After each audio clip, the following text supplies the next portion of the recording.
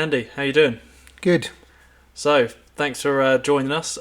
Literally just had to step out of a meeting about a new product to join us and do this, so thank you very much. No problem. Know you've been a really busy guy and there's been a few products launched in the last quarter, so what can you tell us about it and how did you get the time to do it all?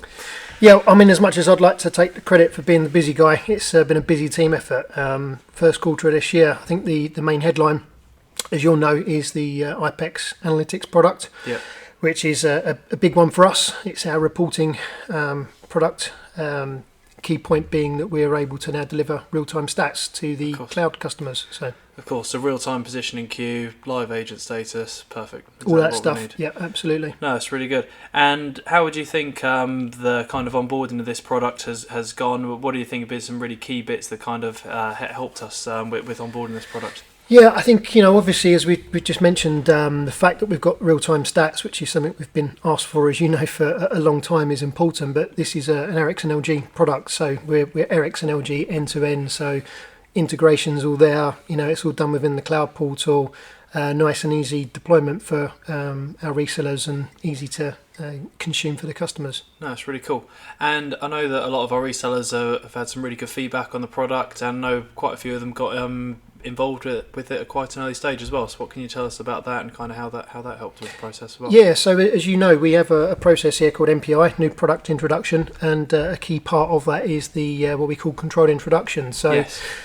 We try to work closely with a number of partners during that phase, and the whole idea is to for our resellers to get a hands-on new product early, and we get vital feedback from that, but also to get it out to some of the end user customers as well. It's always good to prove your product in a real live environment, and it's both of those is really valuable to us in terms of being able to develop the product as well. Brilliant. No, really good. So there wasn't just analytics. I know that was the main headline, as you said, but there was a couple of other smaller releases as well that, even though small, were actually really quite big and important. So what can you tell us about that? Yeah, absolutely. So we had multi-login for ACD groups come to a cloud, which, as you say, might appear like a small thing, but actually it's about a key feature. Yeah, constant development of the platform, informal contact center approach to things, and then we had the USB headset integration for Ipex One, so our Athena brand of headsets that we offer. You now have the ability to handle a call essentially through the headset if you're using USB. So answer a call and end a call from the cordless or from the cordless headset. Yeah, perfect. And on the wired headsets as well. There's like a button that we have, but yeah, it's fully integrated to the Ipex One. Perfect. No, it's really good.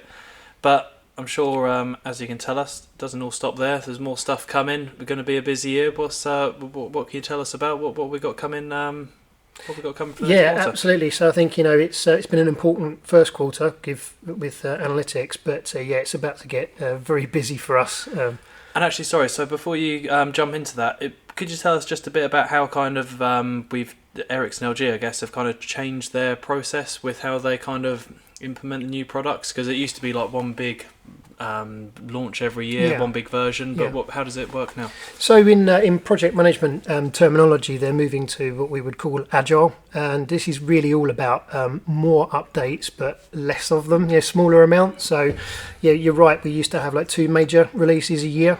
We still will have a major release. Obviously we've got one coming which we'll talk about shortly. This is Cloud 5.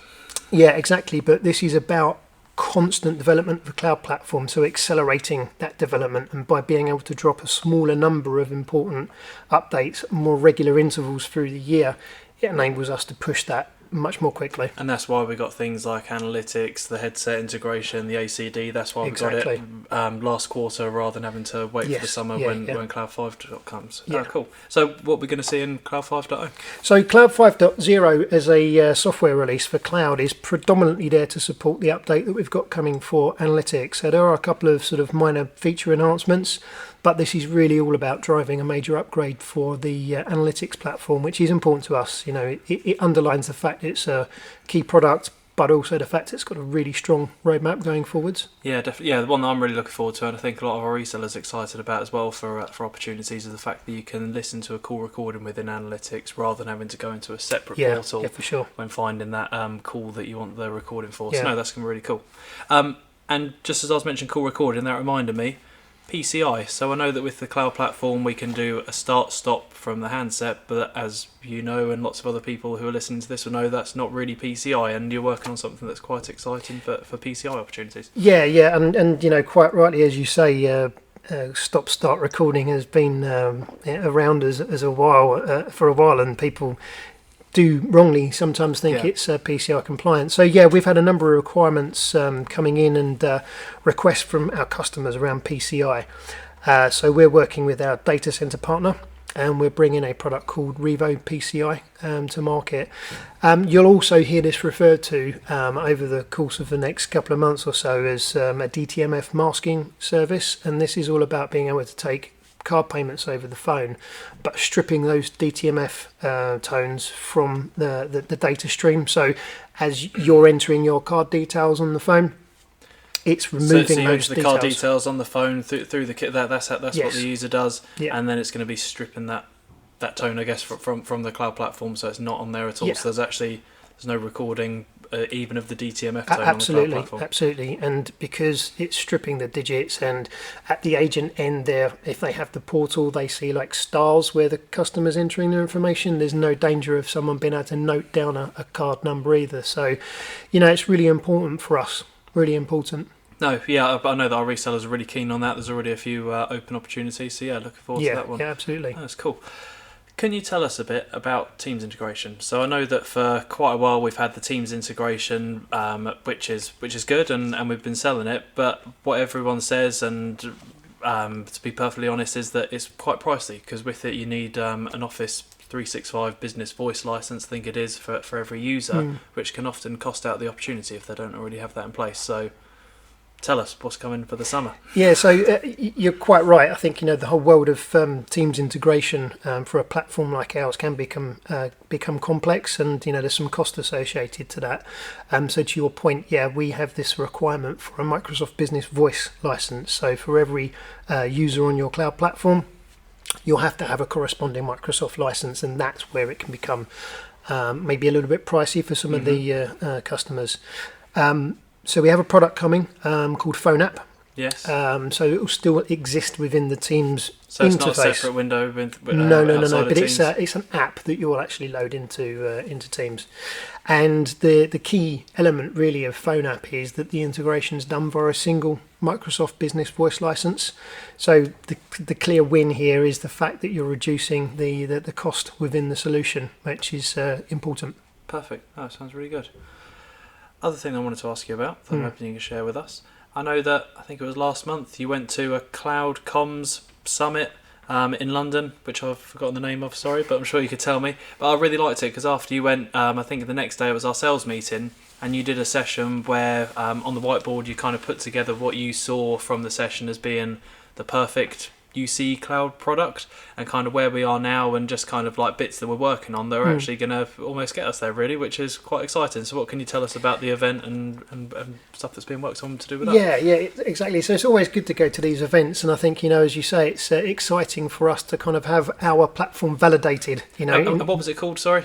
The Cloud Comms Summit. It was, cool. Yeah. Yeah. So as I say, it's good to have your solution validated in terms of where the industry sees things going. But in terms of key takeaways for me, I think there was a number, and one of the things that really stood out was about the user interface and about how users adopt technology. And the key message here was for us service providers to think about, with the apps that we're putting in front of customers, how easy is it for them to adopt that technology and to use it. Because if you think about the last couple of years, we've been in this middle of a pandemic, which has seen huge uptake and acceleration of things like Teams and Zoom and all those kind of platforms. And there's a common thread that runs through those, which is it's easy for you and I as consumers to pick them up and run with them quite quickly.